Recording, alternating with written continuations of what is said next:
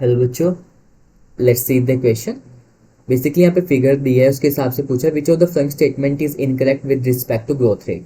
जो growth rate का एक डायग्राम दे रखा है उसके हिसाब से हमें बताना है which statement is incorrect. And option A is saying such growth gives linear growth curve, B is saying elongation route is the example of such growth, C growth rate increase per unit time, and D all are correct.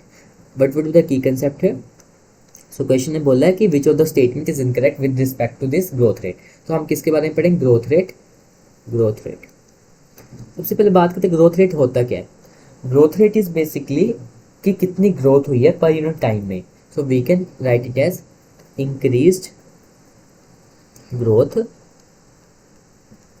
पर unit time. Per unit time इसी को क्या बोला हम? Growth rate. अब growth rate दो होते हैं, एक arithmetic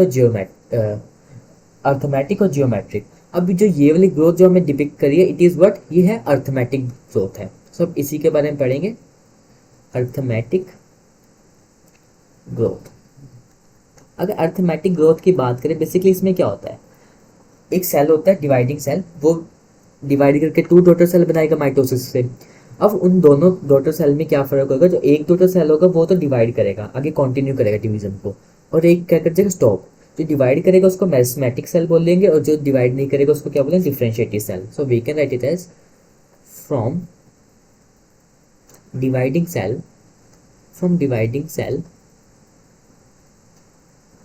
to two new cells two new cells are formed by mitosis by mitosis out of them, उनमें से one daughter cells continue to divide,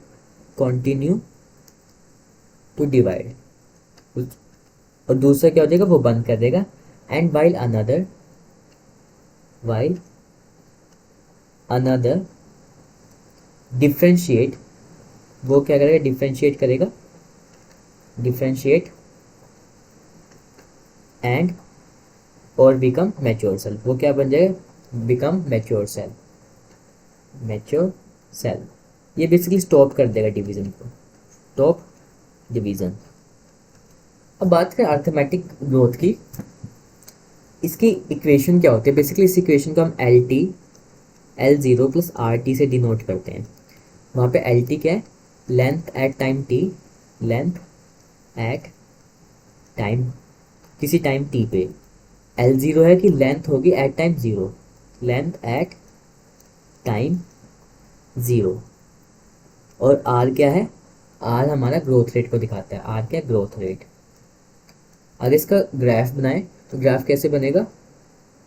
इसका ग्राफ हमें मिलता है linear.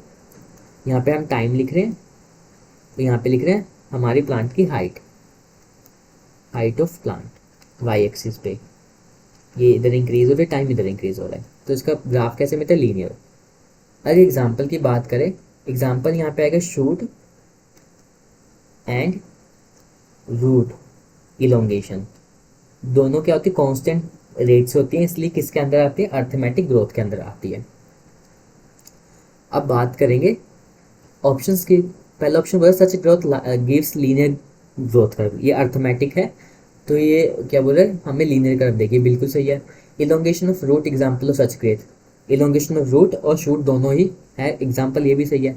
Growth rate increase per unit time, अभी लिखा है कि ग्रोथ रेट का मतलब क्या है? इंक्रीज पर यूनिट टाइम, ये भी सही है। तो सारी ही सही है। So all are correct. So हमारा आंसर क्या हो जाएगा?